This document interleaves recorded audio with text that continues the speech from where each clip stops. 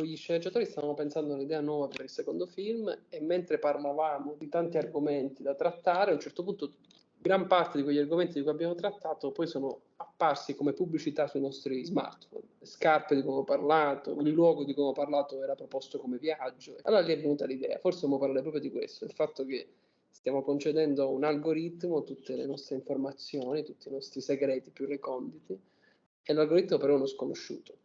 Così abbiamo trasformato questo principio in commedia, abbiamo messo questo potere enorme nelle mani di un cretino, che sono io, e questo cretino con questo superpotere farà dei disastri.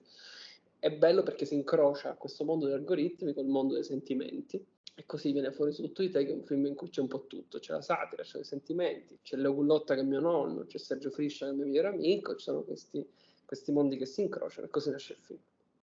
Mi piaceva raccontare una parte di Sicilia che è conosciuta ma è poco raccontata a livello cinematografico, che è appunto il Teatro dei Pupi, e l'ho utilizzato un po' come metafora, la metafora del fatto che spesso noi siamo pupi nelle mani di un algoritmo e quindi non siamo più noi a scegliere. Questo che è il tema del film, messo dentro il mondo dei pupi, è diventato tutto più fiabesco. Penso che sia una bella favola moderna, di cui sono molto orgoglioso.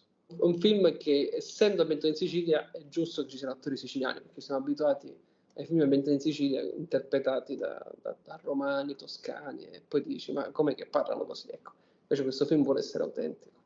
Uno stereotipo è sempre fondato sulla verità. Lo puoi usare lo stereotipo, lo puoi usare per raccontare l'opposto, per dire sì, questo esiste, ma non è tutto così. L'importante è che non diventino la verità, perché un discorso deve avere una base di verità, un discorso è diventare la verità assoluta.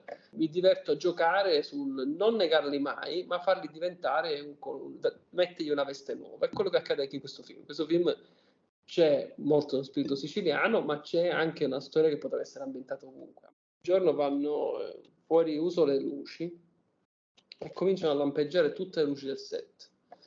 Ora, Sergio Friscia, non so se lo sapete, ma faceva il DJ prima di fare il comico. Si chiama Sergio Friscia, ovunque tu sei, Sergio Friscia DJ, che tra l'altro è sbagliato in italiano perché ovunque tu sia, vabbè, comunque. Quando cominciò a fare luci così, lui ha attaccato la cassa Bluetooth, ha messo la musica di Gigi Dag e ha fatto ballare tutto il set. Circondatevi di persone come Sergio, di persone positive. Leo per me rappresenta tante cose, rappresenta un po' l'infanzia, perché sono cresciuto con i suoi sketch in TV, ma anche nei suoi film, Nuovo Cinema Paradiso. E averlo nel film è stato un onore straordinario, e poi, siccome il film è dedicato ai miei nonni, e lui interpreta mio nonno, e mi ha regalato davvero un'interpretazione pazzesca e tante emozioni, e anche un credibile rapporto nonno-nipote. Gli spettacoli fa sempre un effetto strano vedere due persone accanto di due età completamente diverse. È bello perché in tutte le età che incontro, che vado dai bambini agli anziani, hanno sempre qualcosa in comune con me, quindi facciamo tutti parte di questa stessa famiglia. Il mondo dello spettacolo è diventato un po' più un mondo più normale, perché in realtà cerca a volte di vendersi come qualcosa di straordinario, ma non lo è. Sono tutte persone normali, come mio papà, come mia mamma, semplicemente che hanno fatto un altro mestiere in cui hanno sempre una telecamera puntata addosso. C'è una cosa un po' così, un po' volgare, però, che dice Tornatore. Tornatore dice: non dovresti mai conoscere la persona che stimi più di tutte, perché magari scopri che l'idea più geniale che ha avuto l'ha avuto mentre era in gabinetto. L'ho edulcorata un po'.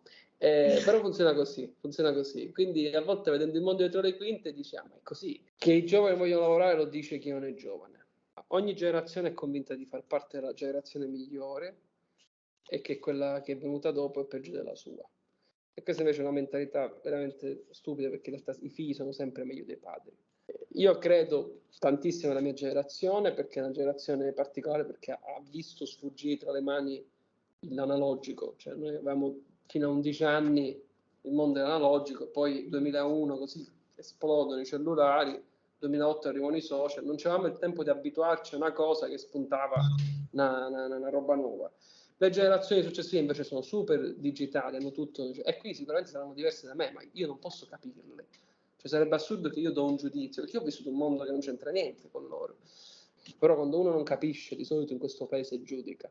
Invece dovrebbe essere il contrario. Quando capisci, giudica. Se avete un sogno, provateci. Io a 24 anni lasciai medicina per fare questo mestiere, consapevole del fatto che tu poi diventerei troppo grande per poterci provare. Quello che mi viene in mente a dire semplice, banalissimo, a volte la banalità, di un po' di banalità c'è bisogno, almeno una volta, due, provateci.